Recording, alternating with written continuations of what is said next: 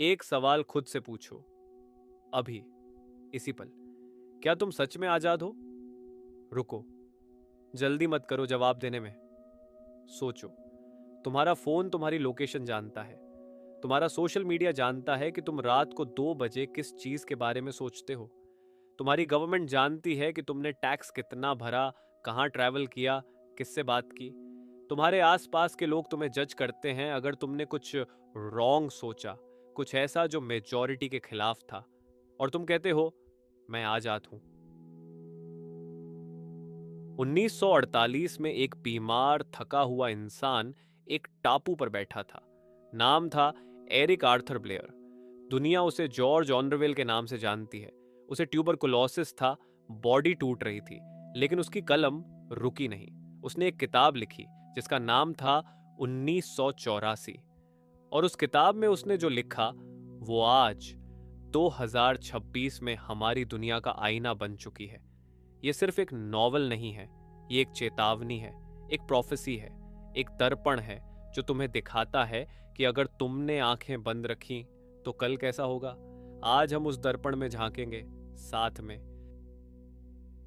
कल्पना करो एक ऐसी दुनिया जहां आसमान हमेशा धुंधला हो, जहां इमारतों की दीवारें टूटी हुई हों, लेकिन उन पर एक पोस्टर जरूर लगा हो, एक बड़ा चेहरा, काली मूछें, तीखी आंखें, और नीचे लिखा हो big brother is watching you. ये है ओशियानिया, जॉर्ज ऑरवेल की दुनिया का वो हिस्सा जहां हमारा किरदार विंस्टन स्मिथ रहता है। विंस्टन एक सरकारी मुलाजिम है, वो मिनिस्ट्री ऑफ ट्रुथ में काम करता है, और इसका काम है इतिहास को बदलना। सुना सही, इतिहास को बदलना। जो खबर कल सच थी, अगर आज गवर्नमेंट ने तय कर लिया कि वो झूठ थी, तो विंस्टन और उसके साथी उस खबर को दफ्तर की फाइल्स से मिटा देते हैं, नया वर्जन टाइप करते हैं, पुराना रिकॉर्ड मेमोरी होल में फेंक देते हैं, एक ट्यूब जो सीधे आग में जाती है। और दुनिया मान लेती है, हाँ यही सच है, हमेशा से यही था। यही है द पार्टी का सबसे बड़ा हथियार। मेमोरी को कंट्रोल करो तो रियलिटी को कंट्रोल कर सकते हो। पार्टी का एक स्लोगन है, who controls the past controls the future, who controls the present controls the past. जरा रुको, इसे एक बार और पढ़ो। जो अतीत को कंट्रोल करता है वो भविष्य को कंट्रोल करता है, और जो वर्तमान को कंट्रोल करता है वो अतीत को कंट्रोल करता है। ये सिर्फ एक डिस्टोपियन नॉवल की बात नहीं है, ये हमारी दुनिया की बात है। क्या तुमने कभी नोटिस किया, किताबों को बैन किया जाता है, विकिपीडिया के आर्टिकल्स एडिट होते हैं, यूट्यूब पर वीडियोस डिलीट होती हैं, और हम मान लेते हैं शायद वो गलत था, शायद वो कभी था ही नहीं। विंस्टन की उम्र 39 साल है, उसकी बॉडी कमजोर है, उसके पैर में वेरिकोज अल्सर है जो हमेशा दर्द करता है। वो खांसता रहता है, लेकिन उसके अंदर कुछ और भी है, एक चिंगारी। वो सीक्रेटली नफरत करता है द पार्टी से। वो सीक्रेटली जानता है कि जो उसे दिखाया जा रहा है वो सच नहीं है, लेकिन वो ये नहीं कह सकता, क्योंकि हर तरफ टेली स्क्रीन है, एक टीवी जैसी स्क्रीन जो दोनों तरफ काम करती है। तुम उसे देखते हो, वो तुम्हें देखती है, हर वक्त, घर में, दफ्तर में, सड़क पर। और एक और खतरा है, थॉट पुलिस। हाँ, यहां सिर्फ एक्शंस पर नजर नहीं रखी जाती, सोच पर भी। अगर तुम्हारे चेहरे पर गलत एक्सप्रेशन आ गई, डर की जगह डाउट दिखा, खुशी की जगह उदासी दिखी, तो थॉट पुलिस तुम्हें उठा ले जाएगी। इसे फेस क्राइम कहते हैं इस दुनिया में। और अगर तुम गलत सोचो तो थॉट क्राइम। विंस्टन के पास एक पुरानी डायरी है, वो उसमें अपने थॉट्स लिखता है, और यही उसका सबसे बड़ा क्राइम है, सोचना, खुद के लिए सोचना, सवाल पूछना। उसकी डायरी की पहली एंट्री है, डाउन विद बिग ब्रदर। ये डायरी लिखना मौत को दावत देना है उस दुनिया में, लेकिन विंस्टन लिखता है क्योंकि अंदर से वो जानता है, अगर मैंने नहीं लिखा तो यह सब कहीं झेगा नहीं। क्या तुमने कभी कुछ ऐसा सोचा जो तुम कहीं कह नहीं सके? सोशल मीडिया पर, घर में, दफ्तर में तुम्हें डर था लोग जज करेंगे, कैंसिल होगा, नौकरी जाएगी, तो तुम विंस्टन हो। बस टेली स्क्रीन अभी इतनी ऑब्वियस नहीं है। अब विंस्टन की तकलीफ समझ आई। अब उसकी डायरी की वो पहली line, down with big brother, उसका वेट समझ आया। लेकिन अभी एक सवाल बाकी है, ये बिग ब्रदर है कौन? और द पार्टी आखिर चाहती क्या है? तो सुनो, द पार्टी का स्ट्रक्चर इस तरह बना है जैसे कोई बहुत चालाक इंसान ने जानबूझकर हर लूप होल बंद किया हो। इसकी 4 मिनिस्ट्रीज हैं और हर मिनिस्ट्री का नाम उसके असली काम का उल्टा है। ये कोइंसिडेंस नहीं है, ये डिज़ाइन है। जहाँ विंस्टन काम करता है उसे मिनिस्ट्री ऑफ ट्रुथ कहते हैं, लेकिन वहाँ होता क्या है? झूठ मैन्युफैक्चर होता है। इतिहास रोज बदला जाता है। जो कल सच था आज रिकॉर्ड से गायब है। मिनिस्ट्री ऑफ पीस है जो युद्ध लड़ती है नॉन स्टॉप, बिना रुके। मिनिस्ट्री ऑफ लव है जो टॉर्चर करती है। मिनिस्ट्री ऑफ प्लेंटी है जो अकाल मैनेज करती है। नाम सुनकर हंसी आती है ना? लेकिन रुको, जरा सोचो, क्या हमारी दुनिया में ऐसे नाम नहीं है? डिपार्टमेंट ऑफ एजुकेशन जो सोचना बंद करा दे। मिनिस्ट्री ऑफ इंफॉर्मेशन जो इंफॉर्मेशन छुपाए। पीस कीपिंग फोर्सेस जो युद्ध करें। नाम और काम का फर्क ये द पार्टी का सबसे पुराना ट्रिक है और ये ट्रिक आज भी चलती है। लेकिन इससे भी गहरी बात है। दी पार्टी का एक स्लोगन है जो विंस्टन की दीवारों पर, ओशिनिया की हर इमारत पर लिखा है। War is peace, freedom is slavery, ignorance is strength. युद्ध ही शांति है, आजादी ही गुलामी है, अज्ञान ही ताकत है। पहली बार पढ़ो तो लगता है ये बकवास है, ये नॉनसेंस है, कोई इसे कैसे मान सकता है? लेकिन ऑरवेल इसे बकवास नहीं मानते। वो कहते हैं ये लॉजिक है, टेढ़ा लॉजिक, लेकिन लॉजिक। सोचो, वॉर इज पीस क्यों? इसलिए नहीं कि युद्ध अच्छा है, बल्कि इसलिए कि जब तक बाहर एक दुश्मन है, असली हो या बनाया हुआ, तब तक अंदर के लोग एकजुट रहते हैं। वो नहीं पूछते कि बच्चे स्कूल क्यों नहीं जा पाए, वो नहीं पूछते कि अस्पताल में दवाई क्यों नहीं है। जब सरहद पर आग हो तो रसोई में धुआं किसे दिखता है? युद्ध लोगों को एक रखता है डर के धागे से, और डर में जकड़ा इंसान सवाल नहीं पूछता, वो बस सरवाइव करता है। फ्रीडम इज स्लेवरी क्यों? विंस्टन को याद करो, वो अकेला था, टेलीस्क्रीन से छुपकर डायरी में लिखता था। उसकी आजादी उसका अकेलापन था। द पार्टी कहती है असली फ्रीडम तो हमारे साथ है, कलेक्टिव में, हम में। जब तुम अकेले नहीं हो तो डर नहीं, जब तुम पार्टी के हो तो तुम्हें खुद के लिए जिम्मेदार नहीं होना। ये स्लेवरी को फ्रीडम का जामा पहनाना है और लोग खुशी से वो जामा पहन लेते हैं। और इग्नोरेंस इज स्ट्रेंथ, ये सबसे डेंजरस है। जितना कम तुम जानते हो उतना कम तुम्हारे मन में फ्रिक्शन है, जितना कम फ्रिक्शन उतना स्मूथ तुम्हें चलाया जा सकता है।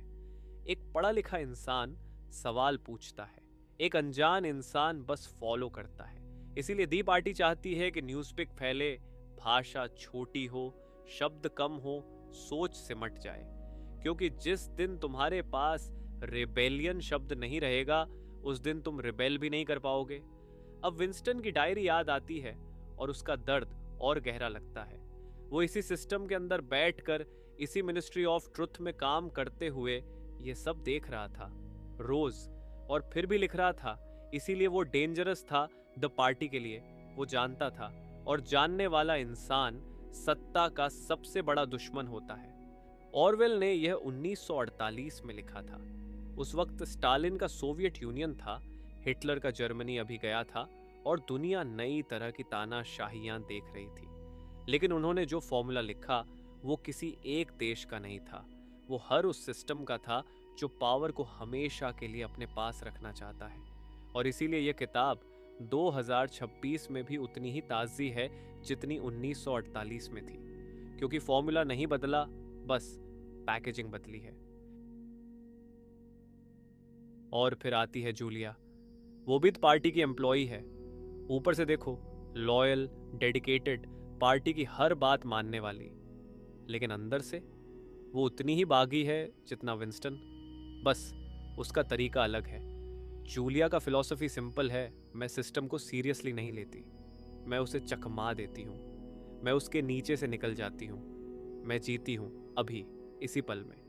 वो विंस्टन से मिलती है, एक सीक्रेट नोट देती है, आई लव यू। और विंस्टन का वो टूटा हुआ हार्ट, वो थका हुआ जिस्म कुछ महसूस करता है जो उसने बरसों से नहीं किया था, जिंदगी। ये लव स्टोरी सिर्फ रोमांस नहीं है। ऑरवेल ने यह दिखाया कि सबसे बड़ा पॉलिटिकल एक्ट क्या है, लव।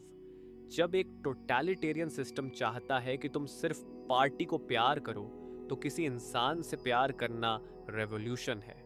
किसी की आंखों में खो जाना एनार्की है। वो दोनों एक सीक्रेट रूम किराए पर लेते हैं पुराने शहर में, जहां प्रोल्स रहते हैं। प्रोल्स वो निचला तबका है जिन पर द पार्टी ज्यादा ध्यान नहीं देती, क्योंकि वो खतरनाक नहीं है। द पार्टी की सोच है, गरीब लोग बस खाना पानी और एंटरटेनमेंट में खुश रहते हैं, वो कभी रिवॉल्ट नहीं करेंगे। लेकिन विंसटन सोचता है, अगर होप है तो वो प्रोल्स में है, क्योंकि वो अभी पूरी तरह ब्रोकन नहीं है। उस सीक्रेट रूम में विंसटन और जूलिया के पास थोड़ी सी जिंदगी है। असली कॉफी पीते हैं, असली खाना खाते हैं, एक दूसरे को छूते हैं, और यही छूना द पार्टी के लिए सबसे बड़ा क्राइम है। विंस्टन को एक आदमी से उम्मीद होती है, ओप्रेन। ओप्रेन द पार्टी का एक सीनियर मेंबर है, लेकिन विंस्टन को लगता है उसकी आंखों में कुछ और है। इंटेलिजेंस, डाउट, शायद वो भी उनकी तरह है। ओब्रेन विंस्टन को अपने घर बुलाता है। वहां वो ब्रदरहुड की बात करता है, एक सीक्रेट अंडरग्राउंड मूवमेंट जो पार्टी के खिलाफ लड़ रही है। वो उन्हें इमैनुअल गोल्डस्टाइन की बुक देता है, जो पार्टी का सबसे बड़ा दुश्मन है। विंस्टन और जूलिया उस बुक को पढ़ते हैं। उसमें सब कुछ है, द पार्टी का असली सिस्टम, कैसे ये सब काम करता है, क्यों ये दुनिया ऐसी है। और फिर वो रात आती है। थॉट पुलिस वो सीक्रेट रूम में घुस आती है। वो आईना टूटता है जिसके पीछे टेली स्क्रीन छुपी थी, और ओब्रायन आता है, उनके साथ नहीं, उनके दुश्मन के तौर पर। सब कुछ ट्रैप था। ओब्रियन द पार्टी का था हमेशा से, और विंस्टन टूट जाता है। द पार्टी विंस्टन को टॉर्चर करती है, लेकिन सिर्फ बॉडी को नहीं, माइंड को। ओब्रेन खुद यह काम करता है, और वो विंस्टन से कहता है, हम तुम्हें मारेंगे नहीं, हम तुम्हें बदलेंगे। जब हम तुम्हें छोड़ेंगे तो तुम दिल से, पूरी आत्मा से बिग ब्रदर से प्यार करोगे। ये सिकेस्ट पार्ट है पूरी किताब का। द पार्टी सिर्फ कंप्लायंस नहीं चाहती, वो जेन्युइन लव चाहती है। वो चाहती है कि तुम खुद यकीन करो कि 2+2 बराबर 5 है, अगर द पार्टी कहे तो। और आखिर में रूम 101, ये वो जगह है जहां हर इंसान का सबसे बड़ा पर्सनल डर रखा है। विंस्टन को चूहों से डर है, और ओब्रायन उसके सामने चूहों का पिंजरा लाता है उसके चेहरे से लगाने के लिए। और उस एक पल में विंस्टन टूट जाता है। वो चिल्लाता है, जूलिया को करो, जूलिया को, मुझे नहीं। वो अपनी सबसे प्यारी चीज जूलिया को सैक्रिफाइस कर देता है उस एक पल में, और द पार्टी जीत जाती है। ऑरवेल की एक और जीनियस इंसाइट है, न्यू स्पीक। द पार्टी एक नई भाषा बना रही है, धीरे धीरे। हर साल डिक्शनरी छोटी हो रही है, शब्द हटाए जा रहे हैं, क्योंकि अगर फ्रीडम शब्द ही नहीं है लैंग्वेज में, तो तुम फ्रीडम की कॉन्सेप्ट कैसे सोचोगे। अगर रिबेलियन का कॉन्सेप्ट ही नहीं है, तो रिवोल्ट कैसे होगा। भाषा को छोटा करो, सोच को छोटा करो, और फिर सोच खत्म हो जाती है, और ये आज भी होता है। पॉलिटिकली करेक्ट लैंग्वेज का ओवर यूज कभी कभी इतना हो जाता है कि असली बात कहना मुश्किल हो जाता है। जो अनकंफर्टेबल है उसे हेट स्पीच कह दो, जो सिस्टम के खिलाफ है उसे मिस इन्फॉर्मेशन कह दो। ऑरवेल कह रहे थे, लैंग्वेज पर नजर रखो, क्योंकि जो तुम्हारी भाषा कंट्रोल करता है वो तुम्हारी सोच कंट्रोल करता है। द पार्टी का सबसे डेंजरस टूल है डबल थिंक। इसका मतलब है दो विरोधाभासी बातें एक साथ सच मानना, और यह जानते हुए भी कि तुम ऐसा कर रहे हो। वॉर इज पीस, तुम जानते हो यह कॉन्ट्रडिक्शन है, लेकिन तुम दोनों को एक साथ सच मानते हो। द पार्टी नेवर लाइज, लेकिन द पार्टी ने कल जो कहा था वो आज बदल गया, और तुम नया वर्जन सच मानते हो, और ये भी भूल जाते हो कि कल कुछ और था। ये ब्रेन वॉशिंग का हाईएस्ट फॉर्म है, जब विक्टिम खुद अपना ब्रेन वॉश करता है। और आज हम डेली डबल थिंक में जीते हैं। एक पॉलिटिशियन कल कुछ कहता है, आज उसका उल्टा करता है, और उसके फॉलोअर्स तालियां बजाते हैं। एक कंपनी ग्रीन होने का क्लेम करती है और सीक्रेटली पॉल्यूशन करती है। हम जानते हैं, और हम मानते भी हैं, और हम भूल भी जाते हैं। जॉर्ज ऑर्वेल खुद एक सोशलिस्ट थे। उन्होंने स्पेन में फासिज्म के खिलाफ लड़ाई लड़ी। उन्होंने स्टालिनिस्ट रशिया को देखा, जो सोशलिज्म के नाम पर टायरनी बन गई थी। 1984 एक स्पेसिफिक सिस्टम के खिलाफ नहीं लिखी गई, यह हर उस सिस्टम के खिलाफ है जो पावर को परमानेंटली अपने हाथ में रखना चाहती है, चाहे वो लेफ्ट हो, राइट हो, रिलीजियस हो या सेक्युलर। ऑनरवेल कह रहे हैं पावर करप्ट करती है और एब्सोल्यूट पावर एब्सोल्यूटली करप्ट करती है।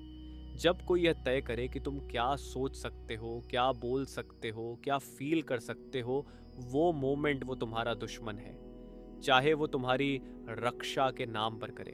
वो ये भी कह रहे हैं अकेला इंसान सिस्टम के सामने कमजोर है, विंस्टन हारता है। लेकिन किताब का आखिरी लाइन गहरा है, ही लव्ड बिग ब्रदर। ये ट्रेजेडी है, ये डिफीट है, ये वार्निंग है, लेकिन इसके पहले एक अपेंडिक्स है न्यू स्पीक पर, और वो अपेंडिक्स पास्ट टेंस में लिखी है, जो इशारा करती है शायद यह सिस्टम खत्म हुआ, शायद कोई था जिसने इसे रिकॉर्ड किया, शायद होप बची। ऑनवेल कह रहे हैं जब तक एक भी इंसान लिख सकता है, बोल सकता है, सोच सकता है, होप है। कैम्ब्रिज एनालिटिका ने लाखों लोगों का डेटा चुराया और इलेक्शंस को इन्फ्लुएंस किया बिना किसी को पता चले। चाइना का सोशल क्रेडिट सिस्टम लोगों को उनके बिहेवियर के हिसाब से स्कोर करता है।